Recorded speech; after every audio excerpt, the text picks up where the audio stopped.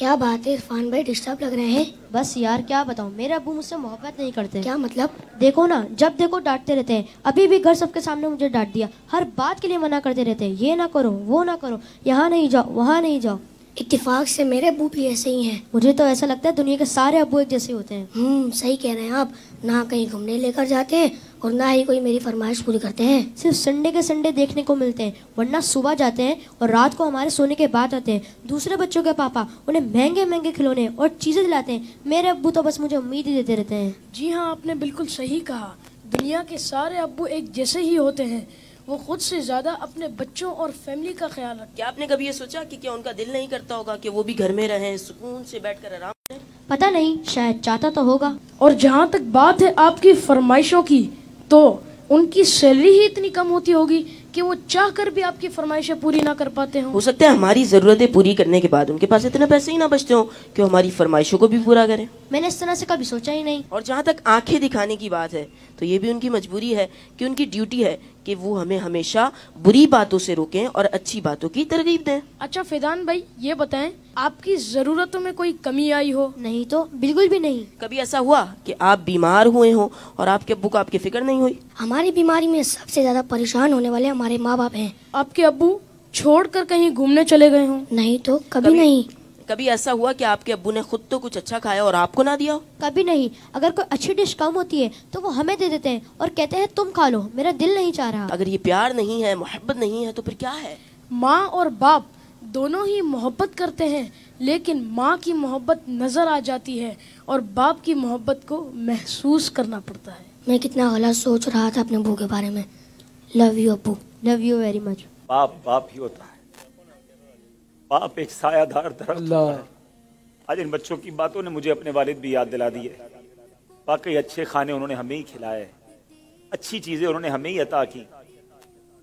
اور وہ بچے جن کے والدین ان کی فرمائشیں پوری نہیں کرتے نا، انہیں یہ سوچنا چاہیے۔ صرف میں بچوں سے بات نہیں کروں گا، گھر کے اور بھی افراد ہیں، زوجہ بھی ہے، بیٹی بھی ہے۔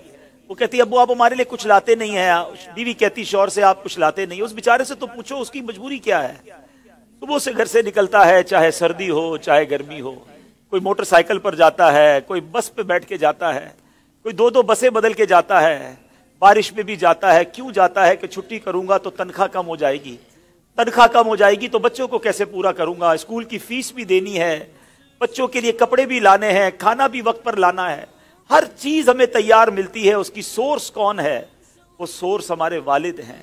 اور بہت پیاری بات اس بچے نے کہی کہ ماں کا پیار تو نظر آتا ہے، والد کا پیار محسوس کرنا پڑتا ہے۔ پوچھو ان سے جن کا باپ چلا گیا۔ والد ایک سایہ دار درخت ہے۔ کبھی درخت کو دیکھا آپ نے؟ اس کے اوپر کے پتے گرم ہوتے ہیں، وہ ساری دھوپ اپنے اوپر سہ لیتا ہے اور اس کے نیچے اپنے بچوں کو چھاؤں دیتا ہے۔ مگر لوگ بعض اوقات اپنے والد کی قدر نہیں کرتے، اپنے والد سے الجھتے ہیں، اپنے والد کو برا بھلا کہتے ہیں۔ یاد رکھیے میرے آقا فرماتے ہیں، اس کا مضمون یہ ہے کہ والد کی رضا میں اللہ کی رضا ہے اور والد کی ناراضی میں اللہ کی ناراضی ہے۔ کبھی اپنے باپ کو ناراض مت کرنا۔ اگر وہ بوڑھے ہو گئے ہیں تو اب تمہاری باری آئی ہے، ان کی خدمت کرو، انہیں یہ احساس دلاؤ کہ اب میری باری ہے آپ کی خدمت کرنے کی۔ ہم اپنی ماں کو تو کہہ بیٹھتے کہ ماں میں تم سے بہت پیار کرتا ہوں۔ میں ساری دنیا کے بچوں سے پوچھتا ہوں کہ کب اپنے باپ کو کہا تھا کہ ابو آئی لو یو، والد صاحب میں آپ سے بہت پیار کرتا ہوں، آپ دنیا میں آج میں جو کچھ ہوں ابا جان میں آپ کی وجہ سے ہوں، یہاں تک پہنچایا مجھے آپ نے ہے۔ ارے جس نے انگلی پکڑ کر چلانا سکھایا، جس نے ہر مشکل میں کہا گھبرانا نہیں، میں تمہارے ساتھ ہوں۔